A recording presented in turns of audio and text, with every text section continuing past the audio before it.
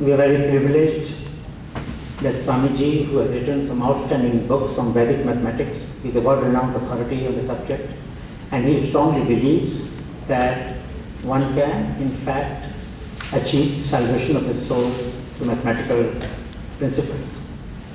It's an extraordinary formulation, both in terms of philosophy and in terms of practice.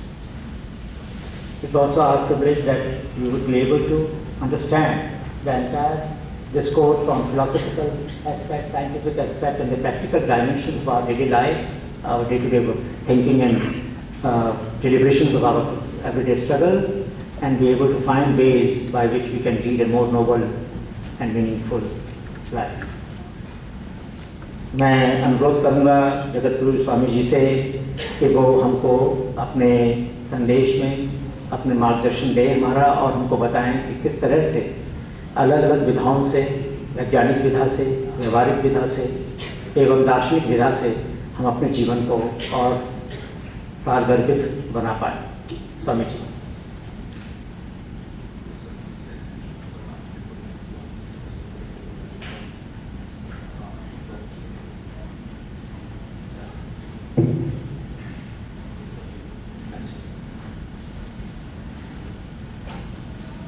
It's very important that we stress and highlight the role that management education has placed on ethics, on public values, and on professional standards of service to the society.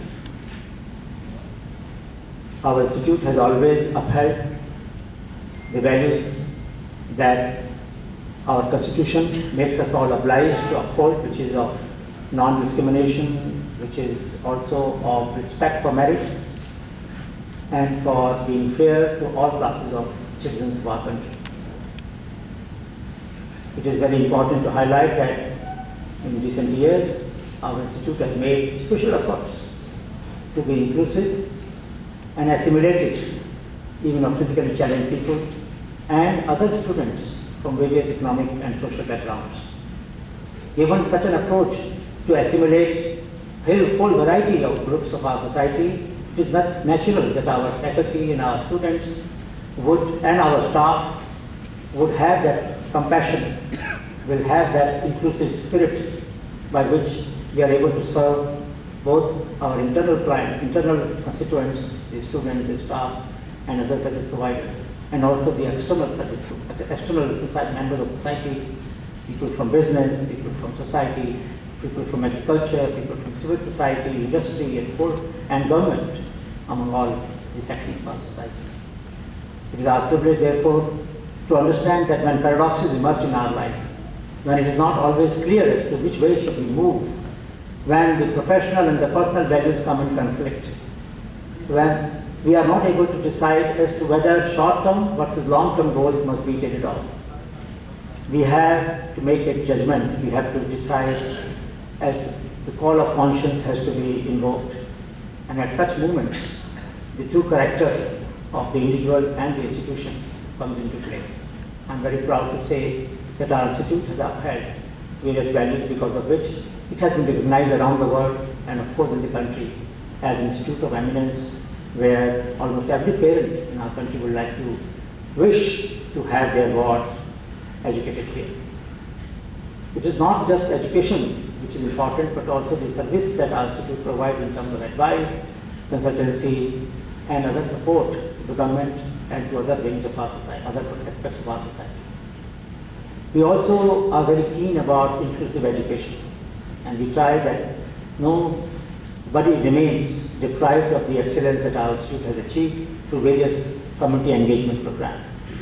So I will, with these words, request that the dilemma that we face in our life between the professional and the personal, between the ethical and the moral judgments that we have to invoke, between now and the future, between me and the others, these dilemmas that arise in being able to come out with fairness, with justice, with inclusion are not easy.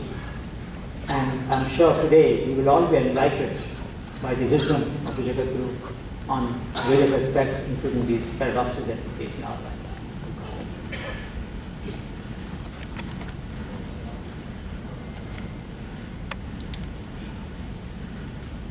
Good evening. And now, when the Swami will say the Bidavadi of Shankaracharya, then Swami will take it.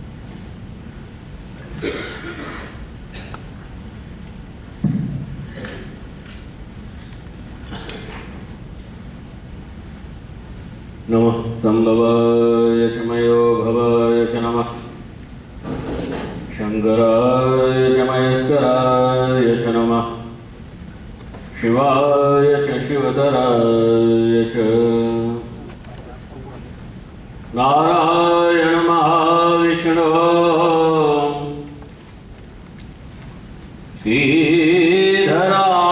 Shridharanand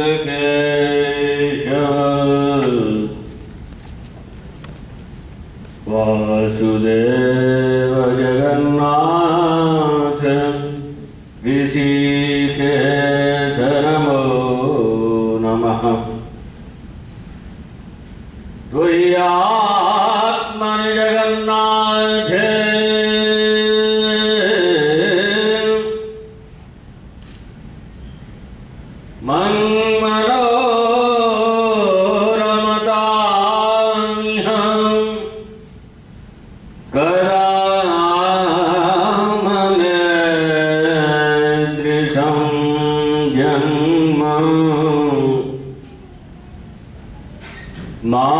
मानुषं संभवेष्यति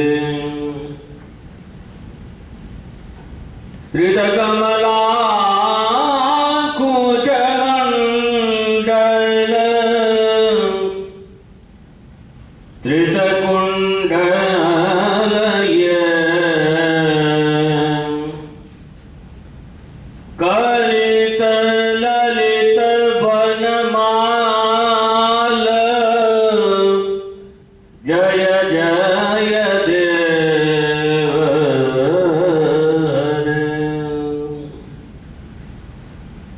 जय जय देव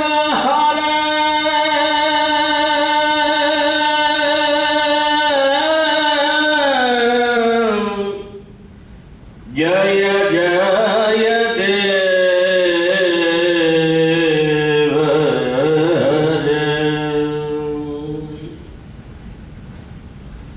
श्रीमद् परमहंस परिव्राजकाचार्य वर्य परिवाक्य प्रमाण पारावार पारिणाम यम यमाधन प्राणायाम प्रत्याहार धारणा ध्यान समाधि अष्टांग योग अनुष्ठान निष्ठा तपश्चर्या चरण चक्रवर्तिन अनाद्यच्छिन्न गुरु परंपरा प्राप्त वैदिक धर्म प्रचार परायण निखिल निगमाय गमसार हृदया सर्वतंत्र स्वतंत्र परापर विद्या विद्योदिदान्तःकरणाय संगत स्थापनाचार्य वर्णाश्रम सदाचार शिक्षक श्रीमत् धर्म साम्राज्य प्रतिष्ठापनाचार्य श्रीमन् महाराजा धीराज गुरुमंडलाचार्य शाश्वत सार्वभौम विश्वजनीन सनातन धर्म संरक्षण बद्ध परिकरा समस्त संप्रदाय समन्वय साधन दत्तलिप्ता विविध विविधाय हरिहराय धर्माय धर्मानोन्नताय महोदयीरभासिनः श्रीमज्जगन्नाथ धर्मनामोपासकाय पूर्वाङ्गाय श्रीगोवर्धन भोगवर्धन पीठाधीश्वराय श्रीमद्राजराजेश्वर श्री शंकराचार्य श्रीरंजनदेव तीर्थस्वामी चरणकमल भिंगायमान अनंत श्री भूषित निश्चलानंद सरस्वती विजयन्ते धर्म की अधर्म का प्राणियों में विश्व का गौ माता की गौ हत्या जगतगुरु शंकराचार्य भगवान की धर्म सम्राट श्री स्वामी करपाती महाराज की श्री जगन्नाथ महाप्रभु की श्री सुभद्रा भगवती की श्री बलभद्र महाप्रभु की श्री सुभद्रा भगवती की हर हर महादेव।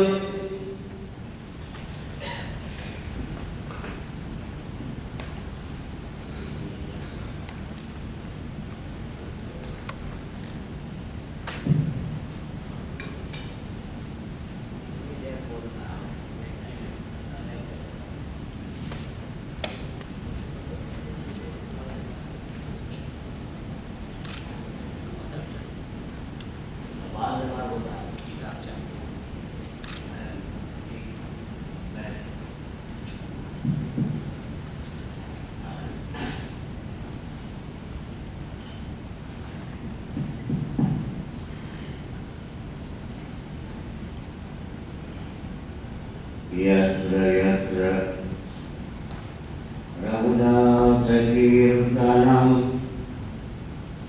तत्र तत्र कृतमस्तकाञ्जलिं बाष्पवारि परिपूर्णलोचनं मारुतिं नमत राक्षसान्तकम् नामापि ते च मधुरं मधुरं स्वरूपं कर्मापि ते च मधुरं मधुरास्मृतिश्च बुद्धिं प्रबोधय प्रभो मधुबोधशक्तिं विद्यां प्रयच्छ परमां परिभावयामि कोमलं पूजयन् वेणुं श्यामलोऽयं कुमारकः वेदवेद्यं परं ब्रह्म भासतां हृदये मम पूजन्तं राम रामेति मधुरं मधुराक्षरम् आरुह्य कविता शाखं वन्दे वाल्मीकिकोकिलं निगमकल्पतरोर्गलितं फलं शुकमुखादमितद्रवसंयुतं पिबत भागवतं रसमालयं मुहुरहो रसिका भुवि भावुकाः जनादपि सुनीचेन तरोरपि सहिष्णुना अमानिना मानदेन कीर्तनीय सदा हरिः।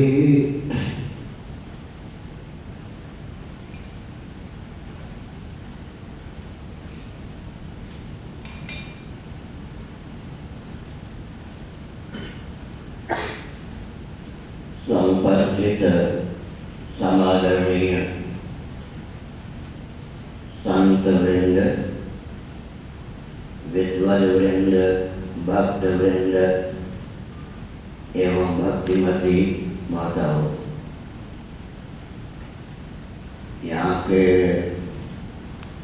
प्रबंधकों ने इस संगोष्ठी का समायोजन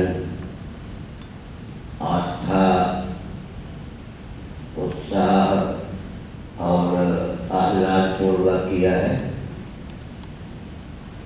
इस संगोष्ठी के समायोजन में जिन महान भावों का गुप्त अथवा प्रकट योगदान है, भगवान श्री चंद्रमौलीश्वर की अनुकंपा के अमोघ प्रभाव से उनका सर्वविध उत्कर्ष हो, ऐसी भावना है। सज्जनों,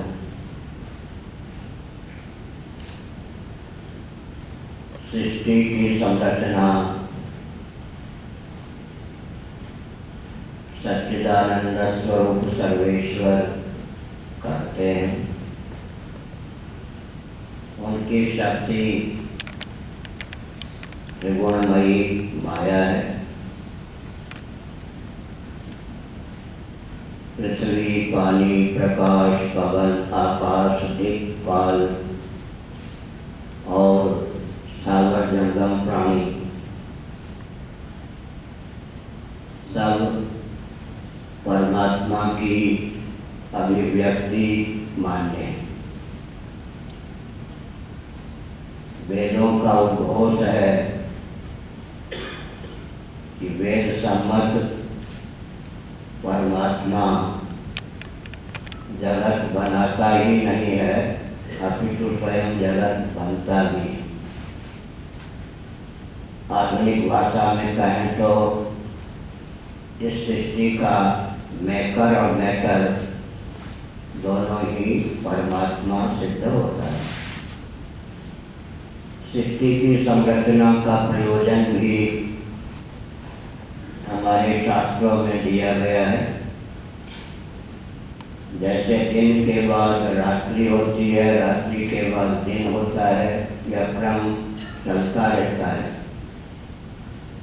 ठीक वैसे ही सृष्टि के बाद प्रलय और प्रलय के बाद सृष्टि का क्रम चलता रहता है। प्रलय के पूर्व क्षण तक जो जीव कृतार्थ नहीं होते, तृप्त नहीं होते,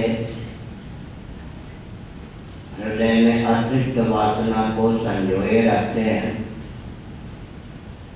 उन्हें कृतार्थता का पुनः अवसर प्रदान करने की भावना से महासर्ग के प्रारंभ में भगवान आकाश, वायु, तेज, जल, पृथ्वी से मंडित सृष्टि की संरचना करते हैं और जीवों को देहेंद्रीय प्राणांतकरण से युक्त जीवन प्रदान करते हैं। उसके पीछे प्रयोजन क्या है? सृष्टि की संरचना का प्रयोजन क्या है, इस पर विचार करने की आवश्यकता है। श्रीमद् भागवत के 10वें स्कंद के 87 अध्याय के दूसरे श्लोक में सृष्टि की संरचना के प्रयोजन पर प्रकाश डाला गया। बुद्धिन्द्रिय मना प्राणान जनाना मसदर प्रभु मात्रार्थम तपवार्थम च आत्मने कल्पनाय। अर्थ, धर्म, काम और मोक्ष ये 4 पुरुषार्थ हैं। इनकी उपलब्धि हो सके, इसी भावना से परमात्मा ने सृष्टि की संरचना की है और जीवों को देहेंद्रीय प्राणांतकरण से युक्त जीवन प्रदान किया। हमको आपको 5-7 घंटे तक प्रायः नित्य ही गाढ़ी नींद सुलभ होती है। यदि गाढ़ी नींद सुलभ न हो तो सब प्रकार की व्यवस्था सुलभ होने पर भी व्यक्ति विक्षिप्त या पागल हुए बिना न रहे। गाढ़ी नींद में सर्दी, गर्मी, भूख, प्यास किसी द्वंद्व की पहुंच हम आप तक नहीं होती। काम, क्रोध, लोभ, मोह, शोक आदि मनोविकारों की गति हम तक नहीं होती। मृत्यु का भय हमें प्राप्त नहीं होता। दैहिक, दैविक, भौतिक तीव्रताओं में किसी ताप की प्राप्ति या व्याप्ति हमको नहीं होती। इतना सब कुछ होने पर भी गाढ़ी नींद पुरुषार्थ भूमि नहीं है। न तो अर्थोपार्जन गाढ़ी नींद में संभव है, न धर्मानुष्ठान गाढ़ी नींद में संभव है, न विषयोपभोग गाढ़ी नींद में संभव है और न कृतार्थता या मोक्ष ही गाढ़ी नींद में संभव है। इसी प्रकार महाप्रलय की दशा में जीव भगवान से एकीभूत होकर शेष रहता है, तथापि महाप्रलय की दशा में वह कृतार्थ नहीं हो सकता। अतः भगवान अकृतार्थ जीवों को कृतार्थ होने का अवसर प्रदान करने की भावना से पुनः सृष्टि की संरचना करते हैं। प्रकृति के द्वार से हमको आकाश सुलभ है, वायु सुलभ है, तेज सुलभ है, जल सुलभ है, पृथ्वी सुलभ है। और पृथ्वी के द्वार से हमको पर्वत, वन, खनिज पदार्थ ये सब सुलभ है। अपने आप में व्यवस्था की आधारशिला हम प्रकृति प्रदत्त पंचभूतों को मान सकते हैं। इनके बिना कोई व्यवस्था संभव ही नहीं हो सकती। जैसे यह भवन बना है, इस भवन को बनाने के लिए जिन सामग्रियों की आवश्यकता थी वे सब सामग्रियाँ हमको प्रकृति से प्राप्त हुई। तो व्यवस्था की आधारशिला क्या है, इस पर विचार करने की आवश्यकता है। प्रकृति के द्वारा जो प्राप्त सामग्री है उसका हम संरक्षण उचित ढंग से कर सकें, वितरण योग्य सामग्री का उचित ढंग से वितरण कर सकें और उचित ढंग से उपभोग कर सकें, तब व्यवस्था की पूर्ति होती। इसी प्रकार मानव अपनी बुद्धि के द्वारा अनुकूल पृथ्वी, पानी, प्रकाश, पवन, आकाश, दिक्काल के योग से अन्न इत्यादि का उत्पादन करता है। मनुष्यों के द्वारा जो उत्पादित पदार्थ हैं उनका समुचित संकलन हो सके, संरक्षण हो सके, वितरण हो सके और उपभोग हो सके, इसकी जो स्वस्थ विधा है उसी का नाम मैनेजमेंट अथवा व्यवस्था है। एक विशिष्ट तथ्य है, जो भी मैनेजर, व्यवस्थापक होते हैं या प्रबंधक होते हैं उनको शिक्षा लेनी चाहिए। गोस्वामी तुलसीदास जी महाभारत का एक वचन है, मुखिया मुख सो चाहिए, खान पान को एक, पाले पोसे सकल हम तुलसी सहित विवेक। मुख का अर्थ यहाँ पर मुखगत प्राण है। हमारे आपके जीवन में मुख में सन्निहित जो प्राण है वह जिस प्रकार अंग प्रत्यंग का पालन पोषण विवेक पूर्वक करता है, सामान्य रीति से हमको लगता है कि अन्न जल का सेवन प्राण करता है। भूख प्यास हमको लगती है वो प्राण की महिमा है, और अन्न जल का सेवन हम करते हैं वो प्राण के माध्यम से करते हैं। लेकिन प्राण में किसी प्रकार का पक्षपात नहीं है। विवेक युक्त प्रज्ञा शक्ति संपन्न प्राण होता है। शरीर के जिस अंग प्रत्यंग को जिस प्रकार का पोषण प्राप्त अन्न जल के द्वारा चाहिए प्राण करता है।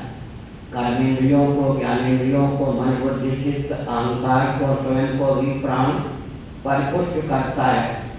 तो जिस प्रकार प्राण में एक तो अहंकार नहीं है, दूसरा प्राण में आसक्ति नहीं है, तीसरा आलस्य नहीं है, चौथा प्राण में स्वार्थ का सन्निवेश नहीं है।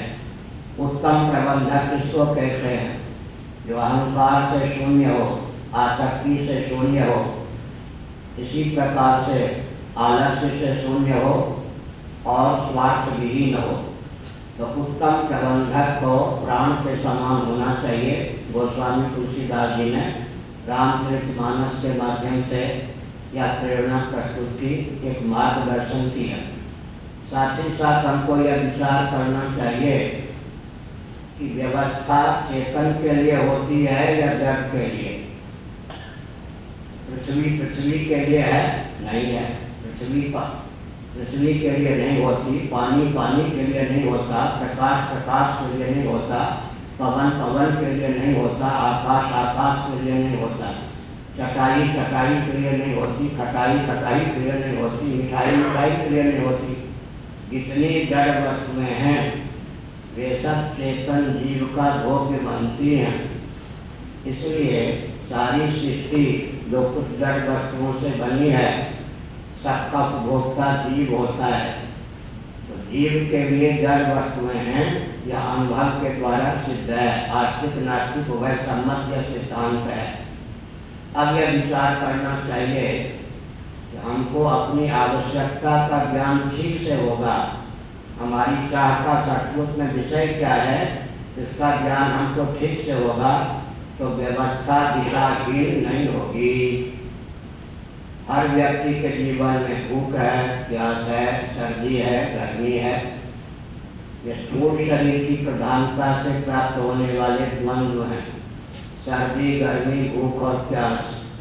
फिर मन की प्रधानता से भी बहुत से द्वंद्व हमको प्राप्त होते हैं, हानि की भावना, लाभ की भावना, शत्रु की भावना, मित्र की भावना, ये सब भावनाएं, इधर काम, इधर क्रोध, इधर लोभ, ये सब मन की प्रधानता से प्राप्त होने वाली समस्याएं हैं। इन सब का समाधान जीव प्रकृति प्रदत्त वस्तुओं के माध्यम से और अपने उद्योग से करता है। पूरा विचार करके देखें तो भोजन के लिए हमको कृषि की आवश्यकता पड़ेगी, कृषि के संपादन के लिए विविध सहयोगियों की आवश्यकता पड़ेगी, वस्त्र, आवास, शिक्षा, स्वास्थ्य, यातायात, उत्सव, त्योहार, रक्षा, सेवा, न्याय इत्यादि की व्यवस्था सबको संतुलित रूप में सदा सुलभ हो, इसकी वैज्ञानिकतम, दार्शनिकतम और व्यावहारिक धरातल पर बिल्कुल उचित व्यवस्था का नाम क्या है? सनातन वैदिक आर्य सम्मत व्यवस्था। आप बहुत गंभीरता पूर्वक वेदांत शास्त्रों का निरूपण करेंगे तो, अध्ययन करेंगे तो, उसके अनुसार बुद्धि को विकसित करेंगे तो यही सिद्ध होगा कि शिक्षा, रक्षा, अर्थ, सेवा के प्रकल्प सबको सदा संतुलित रूप में सुलभ हो, इसकी स्वच्छतम दार्शनिक, वैज्ञानिक, व्यावहारिक धरातल पर जो विधा या व्यवस्था है उसी का नाम सनातन शास्त्रों में प्रबंध है, मैनेजमेंट है। यह ध्यान रखने की आवश्यकता है। साथ ही साथ यह भी विचार करना है कि दार्शनिक, वैज्ञानिक ढंग से विचार करने पर हमारा आपका जो शरीर है वो पृथ्वी, पानी, प्रकाश, पवन, आकाश का संघात अर्थात पंचभूतों का तारतम्य संघात है। पंचभूतों के साथ हमारे शरीर की तादात्म्य करती है, पंचभूतों में ही अपने शरीर को मिलना है और शरीर का पोषण भी पंचभूतों के द्वारा होता है। ऐसी स्थिति में हम व्यवस्था के नाम पर कोई ऐसा अभिशाप न बोल लें जो पृथ्वी, पानी, प्रकाश, पवन और आकाश के लिए घातक सिद्ध हो। थोड़ा ध्यान देकर सुने। आजकल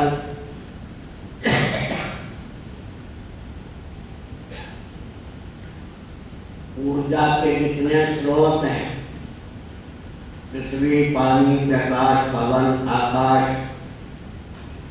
इन सबको विकास के नाम पर कलुषित, विकृत, शुद्ध करने का प्रयास किया जा रहा है। उदाहरण के लिए सीधे तो आकाश की उपयोगिता हमको परिलक्षित नहीं होती, लेकिन आकाश ही नहीं हो तो पवन या वायु कहाँ रहे, सूर्य, चंद्र, अग्नि कहाँ रहे, जल कहाँ रहे, पृथ्वी कहाँ रहे। ऊर्जा के जो आस्तिक, नास्तिक, उभय सम्मत पृथ्वी, पानी, प्रकाश, पवन, ये चार स्रोत हैं। निष्क्रिय होने पर भी व्यापक होने के कारण आकाश इन सबका आश्रय है। लेकिन हमने वेद विहीन विज्ञान के द्वारा विकास को परिभाषित किया, ज्ञानित किया, उसके कारण से महान विस्फोट, विश्व स्तर पर समष्टि सन्निपात का उदय हुआ है। ऊर्जा के पृथ्वी, पानी, प्रकाश, पवन, ये चारों के चारों स्रोत दूषित, विकृत और अत्यंत क्षुब्ध या कुपित कर दिए गए। इसलिए आजकल